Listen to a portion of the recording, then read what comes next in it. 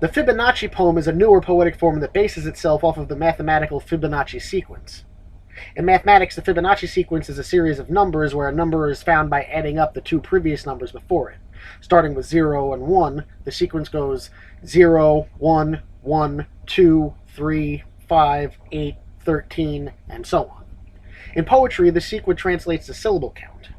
The typical fib is a 6-line, 20-syllable poem with a syllable count line by line of 1, 1, 2, 3, 5, and 8, with as many syllables per line as the corresponding number in the Fibonacci sequence. Here's an example of a fib poem written by its contemporary creator, Gregory Pincus. One small, precise, poetic, spiraling mixture. Math plus poetry yields the fib. Some Fibonacci poets try to challenge themselves to make the poems go on longer than 6 lines.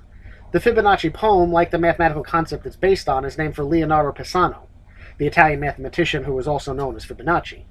The poetry form, even though it's really recently been resurfaced, in all likelihood probably goes back even earlier than Fibonacci himself, as Fibonacci said he found instances of his sequence used in old Sanskrit poetry of the 12th century.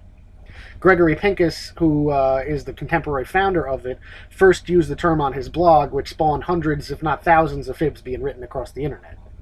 One of the interesting things about Fibonacci poem is that it's a useful tool for lovers of both poetry and mathematics, which is something that you don't see very often. So why not try out your skills at a fib?